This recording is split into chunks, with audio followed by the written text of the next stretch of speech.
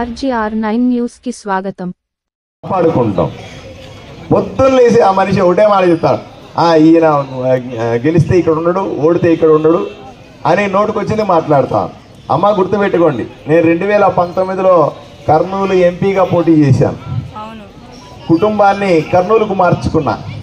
మళ్ళీ ఎంపీగా పోటీ చేస్తానని అడిగినాను. మా పార్టీ నన్ను ఆదోని ఎమ్మెల్యేగా పో, ఆదోని ప్రజలను కాపాడుకోవాలని నీలాంటి లీడర్ అక్కడ ఉండాల్సిందే అని నన్ను ఇక్కడికి పంపించింది. నేను ఈరోజు ఆదోనికి వచ్చిన మీకు అందరికీ మాటిస్తా ఉన్నా, నేను ఇప్పుడు బాడీ ఇంట్లో ఉన్నా. రాత్రికి ఇల్లు రాదు కదా, అయిపోయిన వెంటనే ఎలక్షన్లు అయిపోయిన వెంటనే ఒక మంచి స్థలం చూసి మీ అందరి మధ్యలో ఇల్లు కట్టుకుంటా, ఇక్కడే కాపురం పెడతా. నేను ఎక్కడికి పోను, అర్థమైందమ్మా? ఎక్కడికి పోను. ఆ సాయిప్రసాద్ రెడ్డి చెప్పండి, పిచ్చి కరుస్తున్నాడంట, చెప్పండి ఎప్పుడన్నా. ఆయనకు మంచి డాక్టర్ చూపించండి బాబు, ఏం మాట్లాడుతున్నా.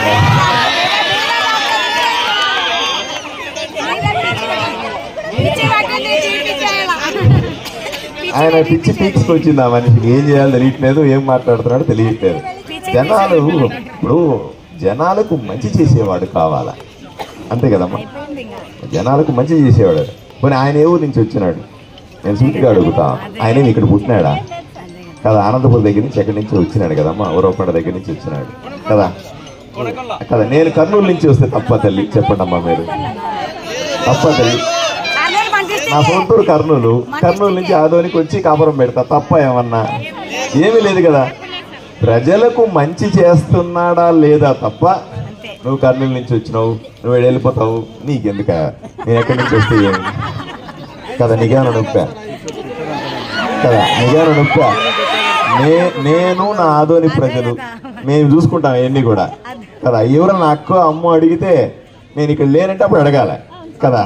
నేను ఈడే ఉంటానంటున్నా, ఈడే ఇల్లు కట్టుకుంటానంటున్నా, ఈడే కాపురం పెడతానంటున్నా, మీ అందరి మధ్యలో ఉంటాను, మీకు లేని నొప్పి ఆడికి ఎందుకు?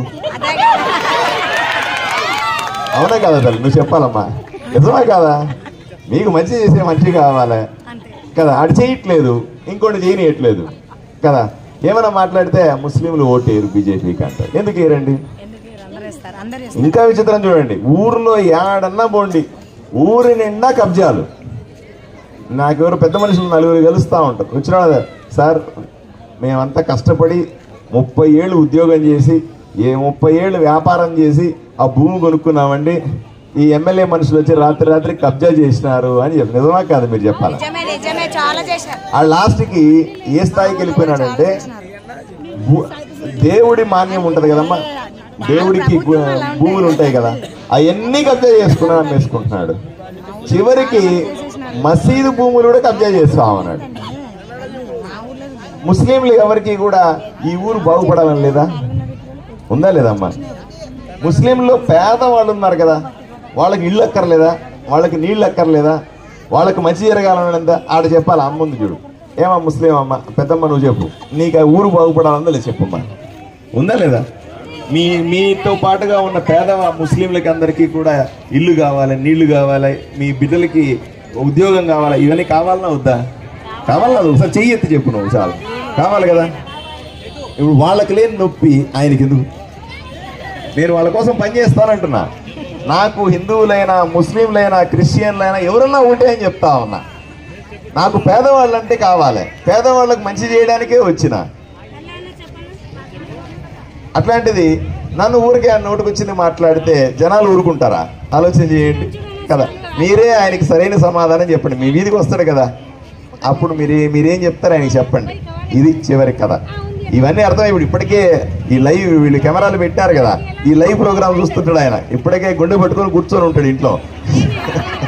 అమ్మ జనాలు వచ్చేసారు, అయిపోయింది, ఈ 2 వార్డుల్లో కూడా మెజారిటీ రావు, ఓట్లు పడవని వాళ్ళ మనుషులు కూడా ఏడే ఉన్నారంటే ఎవరో ఆయన సీక్రెట్గా చెప్తా. పర్లేదు, ఏంటి తప్పేమని. అయ్యా మీరు చెప్తున్నా చూడండి, ఈసారి వైఎస్ఆర్సీపీ నాయకులు కార్యకర్తలు అందరూ మనకు ఓటేస్తారు.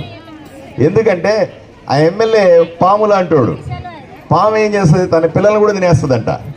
అట్లా ఆయన ఎమ్మెల్యే అయిన తర్వాత వైఎస్ఆర్సీపీ నాయకులు ఎవరన్నా బాగుపడినారా చెప్పండి? బాగుపడింటే ఆయన అనుచరులు నలుగురు కబ్జా చేసి బాగుపడి ఉంటారు తప్ప అంతమించి ఎవరు బాగుపడిన వాళ్ళు లేరు.